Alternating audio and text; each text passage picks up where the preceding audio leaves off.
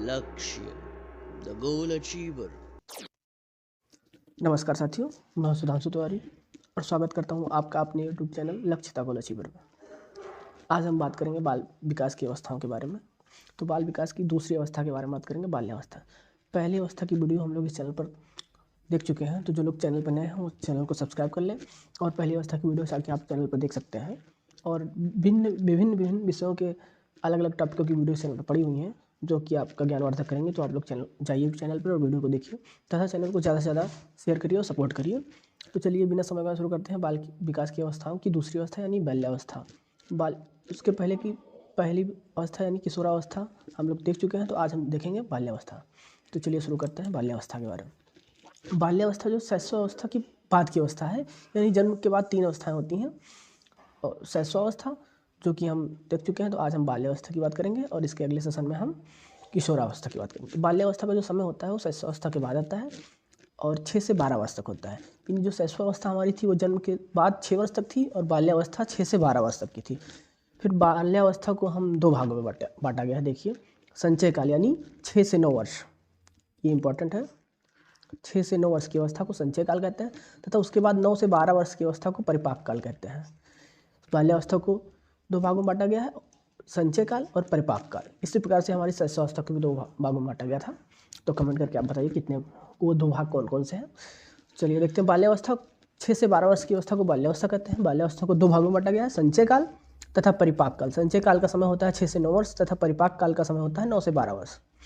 अब देखते हैं बाल्यावस्था जन्मोपरांत मानव विकास की दूसरी अवस्था है जो कि शैशवावस्था के बाद आती है। सही बात है, पहले जन्म के बाद शैशवावस्था आती है, उसके बाद बाल्यावस्था आती है। इस अवस्था में बालक व्यक्तिगत तथा सामाजिक व्यवहार करना प्रारंभ कर देता है। यानी बालक शैशवावस्था से जब बाल्यावस्था में आता है तो वो कुछ व्यवहार करने लगता है, जैसे पानी मांगना हुआ या और भी कुछ जो भी देखता है जिसका अनुसरण करता है वो सभी क्रियाएं करना प्रारंभ कर देता है। शैशव काल में बालक के लिए संसार रहस्यमय होता है।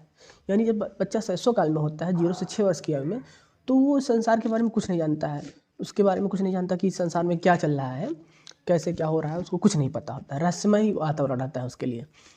उस समय उसका मन व शरीर दोनों अविकसित रहते हैं, क्योंकि वो तुरंत ही जन्म लिया होता है, संसार में आया होता है, नया नया रहता है, तो न उसका मन विकसित रहता है न शरीर विकसित रहता है। परंतु जब वो विकास की दूसरी अवस्था यानी बाल्यावस्था में आता है तो धीरे धीरे आत्मनिर्भर होने लगता है। यानी हर चीज़ दूसरों के ऊपर निर्भर नहीं रहता है, जैसे पानी लेकर खुद पी लेगा, कुछ बोल लेगा, किसी को बुला लेगा। पहले जैसे बच्चा शैशवावस्था में मूल रूप से माँ के ऊपर निर्भर रहता है, लेकिन जब बाल्यावस्था में पहुँचता है तो कुछ अपने छोटे मोटे कार्य स्वयं करने लगता है।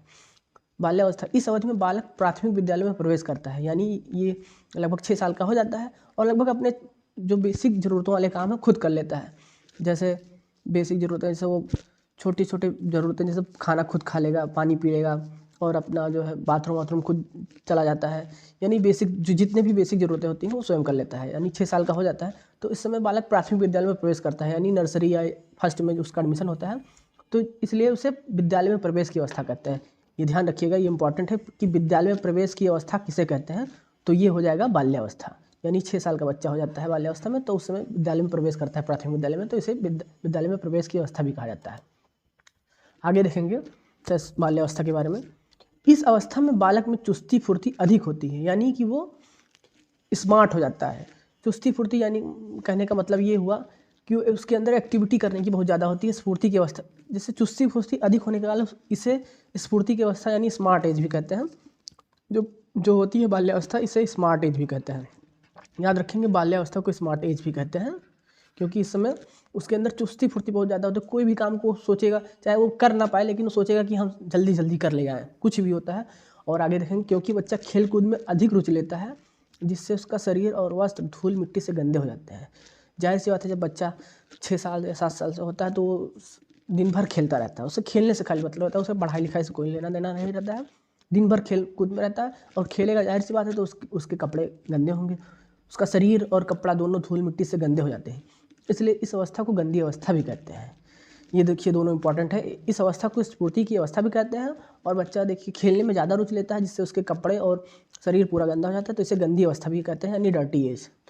अगला है, इस अवस्था में बालक अपना अपना समूह बनाते हैं, इसलिए समूह की अवस्था भी कहते हैं। तो 3 इंपॉर्टेंट पॉइंट निकल के आए इससे कि बाल्यावस्था को स्मार्ट एज यानी स्फूर्ति की अवस्था भी कहते हैं, क्योंकि चुस्त दुरुस्त ज़्यादा रहता है, ज़्यादा खेलता है, कपड़े और शरीर गंदे होते हैं इसलिए इसे गंदी अवस्था भी कहते हैं। और समूह में रहता है बालक इस अवस्था में, इसलिए इसे गैंग एज यानी समूह की अवस्था भी कहते हैं। परिभाषाएं, तो कुछ महत्वपूर्ण परिभाषाएं हैं जो दी गई हैं विभिन्न विभिन्न मनोवैज्ञानिक के द्वारा, जो कि सभी परिभाषाएं इंपॉर्टेंट होती हैं, चाहे जिस अवस्था की हो और चाहे जिस मनोवैज्ञानिक हो, सभी परिभाषाएं महत्वपूर्ण हैं। तो चलिए देखते हैं। पहली परिभाषा है कोल एवं ब्रूस की, जिन्होंने बाल्यावस्था के बारे में बताया है। बाल्यावस्था संवेगात्मक विकास का अनोखा काल है। ये देखिए इंपॉर्टेंट परिभाषा है, बाल्यावस्था संवेगात्मक विकास का अनोखा काल है। बाल्यावस्था जीवन का अनोखा काल है यानी आदर्श काल है। ये दोनों परिभाषा इंपॉर्टेंट है कोल और ब्रूस की। संवेगात्मक विकास यानी कि उसके अंदर संवेग आ जाते हैं कि क्या प्रतिक्रिया देनी है किसी भी बात पर, ये इसका डेवलपमेंट उसके अंदर हो जाता है। ये है रही कोल और ब्रूस की परिभाषा है। तो चलिए इसी प्रकार से रास की परिभाषा देखते हैं, और कोल और ब्रूस परिभाषा दोनों इंपॉर्टेंट है। ये आगे देखते हैं रास की परिभाषा। बाल्यावस्था मिथ्या परिपक्वावस्था का काल है। इन्होंने कहा था बाल्यावस्था जो है मिथ्या परिपक्वावस्था का काल है, यानी कि इस अवस्था में बालक जो है परिपक्व नहीं हो पाता है। ये झूठ माना जाता है कि जो बाल्यावस्था में बालक परिपक्व हो जाता है, तो बाल्यावस्था में बालक परिपक्व नहीं हो पाता है। इनका परिभाषा यही है, बाल्यावस्था मिथ्या परिपक्वावस्था का काल है। अब अगली परिभाषा देखेंगे स्टेनले हॉल की परिभाषा। स्टेनले की परिभाषा बहुत महत्वपूर्ण है। इनकी जितनी भी अवस्था की परिभाषा है लगभग सभी महत्वपूर्ण है, सब पूछी जाती हैं। चाहे पेडालॉजी से संबंधित प्रश्न जहाँ भी पूछे जाते हैं तो स्टेनले हॉल की परिभाषा पूछी जाती हैं। ये मेरा व्यक्तिगत अनुभव भी है और आप लोगों ने भी देखा होगा। तो स्टेनले हॉल की परिभाषा बाल्यावस्था के बारे में देखते हैं। बालक के खेल उन कार्यों की पुनरावृत्ति हैं जो प्रारंभ से उनके पूर्वज करते आ रहे हैं। यानी जो भी बच्चा अगर खेलता है कोई भी चीज़, तो उसके पूर्वज वो काम कर चुके होते हैं पहले, तो वो अपने आप उसके अंदर आ जाते हैं। वो जो भी खेलता है वो वही कार्य होते हैं जो उसके पूर्वज कर चुके होते हैं या करते आ रहे होते हैं। जैसे आपने छोटे बच्चों का खेल देखा होगा, घर बनाते हैं या कुछ भी करते हैं, अजीब अजीब खेल खेलते हैं। जैसे बच्चियाँ हो गई तो खाना बनाने वाला खेल खेलती हैं, बच्चे हो गए तो वो भी विभिन्न भांति के खेल खेलते हैं। जैसे कोई प्रतीकात्मक ट्रैक्टर लेगा उसको चलाएगा, और बालिकाएँ खाना बनाती हैं, और ऐसे इसी प्रकार के खेल खेलते रहते हैं। तो ये सब कार्य वो अपने देखते रहते हैं और उनके पूर्वज वो करते रहते हैं, तो वही है। तो यही स्टेनले हॉल की परिभाषा है, और ये आपने महसूस किया होगा अपने निजी जीवन में भी, बालक को जब भी खेलते हुए देखा होगा। तो स्टेनले हॉल की परिभाषा यही है कि बालक के खेल उन कार्यों की पुनरावृत्ति है जो प्रारंभ से उनके पूर्वज करते आ रहे हैं। अगली परिभाषा देखते हैं हम। कार्ल ड्यूस की परिभाषा है, खेलों द्वारा बालक अपने भावी जीवन की तैयारी करता है। यानी जब बालक खेल रहा होता है तो वो अपने आने वाले जीवन की तैयारी करता है। ये भी इंपॉर्टेंट परिभाषा है, कार्ल ड्यूस की परिभाषा है। खेलों द्वारा बालक अपने भावी जीवन की तैयारी करता है। स्टेंग के अनुसार, स्टेंग की अगली परिभाषा है, शायद ही ऐसा कोई खेल हो जो 10 वर्ष के बालक ना खेलते हो। यानी 10 वर्ष के बालक लगभग सभी खेल खेलने लगते हैं। ये स्टेंग की परिभाषा है। अब यहाँ पे हम ध्यान देंगे कुछ इंपॉर्टेंट पॉइंट है। आयु 4 से 7 वर्ष की अवस्था को आंतप्रज्ञ काल कहते हैं। 4 से 7 वर्ष की अवस्था को आंतप्रज्ञ काल कहते हैं, क्योंकि यह शैशवावस्था का अंत और बाल्यावस्था के प्रारंभ के बीच की अवस्था है। यानी 0 से 6 वर्ष तक की अवस्था शैशवावस्था होती है, और 6 से आगे की अवस्था जो है वो जो है बाल्यावस्था होती है। तो इसमें जो दोनों अवस्था के बीच यानी 4 से 7 वर्ष की आयु की अवस्था को आंतप्रज्ञ काल कहते हैं, क्योंकि ये शैशवावस्था का अंत हो रहा होता है उस समय, और बाल्यावस्था का प्रारंभ हो रहा होता है। तो ये भी आपसे पूछा जा सकता है कि आंतप्रज्ञ काल की अवस्था बताइए, या उम्र कितनी होती है। 4 से 7 वर्ष होती है, और इसे आंतप्रज्ञ काल भी कहते हैं। आगे देखते हैं बाल्यावस्था की विशेषताएं। तो बाल्यावस्था की विशेषताएं हम लोग देखते हैं। पहला, शारीरिक विकास में प्रारंभ में तीव्र परिपाक काल, यानी 9 से 12 वर्ष में स्थिरता से होता है। यानी जो शुरू में जब बाल्यावस्था शुरू में लगती है यानी 6 से 9 साल तक, तो उस समय शारीरिक विकास बहुत तीव्र गति से होता है। लेकिन जो परिपाक काल, अब ये भी ध्यान देंगे परिपाक काल कौन सा है, तो आप लोग ये ध्यान दीजिए, परिपाक काल जो होता है 9 से 12 वर्ष की आयु को परिपाक काल कहते हैं। तो जब 6 से 9 यानी प्रारंभ की बाल्यावस्था होती है उस समय शारीरिक विकास बहुत तेज होता है। लेकिन जब परिपाक काल यानी 9 से 12 वर्ष हो जाता है तो उस समय स्थिरता आ जाती है। मानसिक योग्यता में वृद्धि, जैसे तर्क शक्ति, स्मरण शक्ति, यानी बच्चा तर्क करेगा कि ये कैसे हो रहा है, क्यों हो रहा है, तथा वो जो कुछ भी देखेगा या सुनेगा उसको याद रखेगा, उसमें स्मरण शक्ति बहुत ज़्यादा हो जाती है। जिज्ञासा की प्रबलता, क्यों तथा कैसे कार्य तथा कारण के बारे में जानना चाहता है। बालक कुछ भी कैसे हो रहा है उसके बारे में जानेगा, क्यों हो रहा है, ऐसे हो रहा है तो दूसरी तरीके से क्यों नहीं हो सकता। कोई भी कार्य होगा तो उसका कारण जानेगा कि ये क्यों हो रहा है, कब तक होगा, और इसको क्यों किया जा रहा है।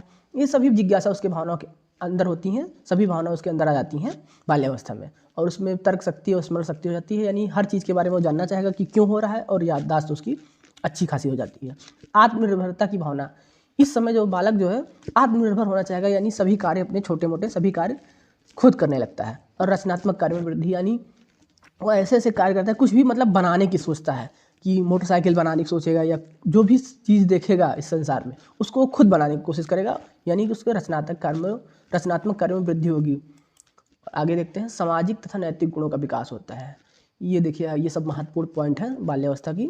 नैतिक गुणों का विकास होता है, यानी कि वो बेसिक चीज़ें जानेगा कि जैसे फैन चल रहा है तो उसको बिना मतलब का बंद कर देगा, बिजली की बचत सीखेगा। सामाजिक गुणों का विकास हो जाएगा, जैसे किसी की मदद करनी चाहिए, हमें चोरी नहीं करनी चाहिए, ये सब छोटी छोटी बातें इस समय सीख रहा होता है बाल्यावस्था में, जो भी उसके माता पिता सिखाते हैं या कहीं समाज से सीखता है। यही सब नैतिक गुण हैं, चोरी नहीं करनी चाहिए, बाएं साइड से चलना चाहिए, ये सब सामाजिक और नैतिक गुण का विकास उसके अंदर होता रहता है। बड़ों का आदर करना चाहिए, ये सभी नैतिक गुण उसके अंदर आने लगते हैं।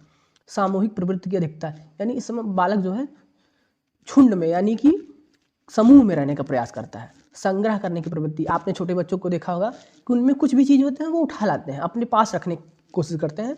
ज़्यादा से ज़्यादा सामान, चाहे जो उनकी यूज का हो या ना हो, उसको इकट्ठा करने की कोशिश करते हैं कि अपने माता पिता के लिए या स्वयं के लिए वो इकट्ठा करते रहते हैं, हर सामान चाहे जो भी हो। तो संग्रह करने की प्रवृत्ति अधिक रहती है। शैशवावस्था में बालक अंतर्मुखी बना रहता है, जबकि बाल्यावस्था में बालक बाह्य केंद्रित हो जाता है। ये इंपॉर्टेंट पॉइंट है कि शैशवावस्था में बालक केवल खुद के बारे में सोचता है और अंतर्मुखी बना रहता है, ज़्यादा नहीं बोलता, जबकि बाल्यावस्था में बालक बाह्य केंद्रित हो जाता है, अर्थात बाहर के सभी विषयों में रुचि लेने लगता है। शैशवावस्था में केवल वो अपने मतलब की चीज़ों में रुचि रखता है तथा बाल्यावस्था में आते आते वो सभी विषयों में रुचि दिखाने लगता है। इस अवस्था में बालक एवं बालिका में सखा भाव का विकास तीव्र हो जाता है, यानी इस समय जो है गर्ल्स और बॉयज़ दोनों फ्रेंडशिप ज़्यादा करते हैं, यानी बाल्यावस्था में। याद रखेंगे ये भी कि किस अवस्था में सखा भाव का विकास होता है बालक और बालिका में, तो वो बाल्यावस्था है। चलिए बाल्यावस्था में शारीरिक विकास देखते हैं। तो सबसे पहले लंबाई की बात करते हैं। बाल्यावस्था में शरीर की लंबाई प्रत्येक वर्ष 5 से 7 सेंटीमीटर की गति से बढ़ती है, यानी हर साल 5 से 7 सेंटीमीटर लंबाई बढ़ जाती है। बाल्यावस्था की बात हो रही है। इस प्रकार संपूर्ण बाल्यकाल की औसत लंबाई 42 सेंटीमीटर हो जाती है, यानी 6 से 12 साल, यानी 6 साल हुआ पूरा बाल्यावस्था, और प्रत्येक वर्ष हम मान लेते हैं कि 7 सेंटीमीटर बढ़ता है, तो इस प्रकार से 6 सत्ते 42 सेंटीमीटर पूरे बाल्यावस्था में उनकी लंबाई बढ़ जाती है। अब चलते हैं आगे, भार देखते हैं। बाल्यावस्था में जो भार होता है वो कितना होता है। 12 वर्ष के अंत तक भार 80 से 95 पाउंड होता है। 80 से 95 पाउंड हो जाता है बाल्यावस्था में। लड़कियों का वजन लड़कों से अधिक होता है। ये ध्यान देने योग्य बात है कि जो बाल्यावस्था होती है उसमें लड़कों का वजन लड़कियों से कम होता है, यानी लड़कियों का वजन अधिक होता है, इसलिए उनकी किशोरावस्था शीघ्र आरंभ हो जाती है। लड़कियों को आपने देखा होगा, इनकी जो बाल्यावस्था में जब ये होती हैं तो इनका वजन अधिक होता है, और वजन अधिक होने के कारण उनमें तमाम शारीरिक प्रदर्शन होते हैं और उनकी किशोरावस्था शीघ्र आरंभ हो जाती है। बाल्यावस्था में लंबाई में वृद्धि कुछ मंद गति से होती है। ये जो बाल्यावस्था है इसमें लंबाई शुरू के जो है 6 से 9 वर्ष की अवस्था में तो शारीरिक विकास तेज गति से होता है, लेकिन बाद में जो परिपाक काल होता है 9 से 12 उसमें उनका शारीरिक विकास मंद गति से होता है और लंबाई में भी वृद्धि नहीं होती है, कम होती है। लड़कियों की लंबाई लड़कों से अधिक होती है, ये इंपॉर्टेंट पॉइंट है। बाल्यावस्था में लड़कों की लंबाई लड़कियों से कम होती है, यानी लड़कियों की लंबाई लड़कों से अधिक होती है। बाल्यावस्था के अंत तक सिर का आकार लगभग 95% तक विकसित हो जाता है, यानी बाल्यावस्था में 100% मान लीजिए कि सिर का आकार विकसित हो जाता है, सभी का, लड़के हों चाहे लड़कियां हों। तो आज के सेशन में इतना ही, धन्यवाद।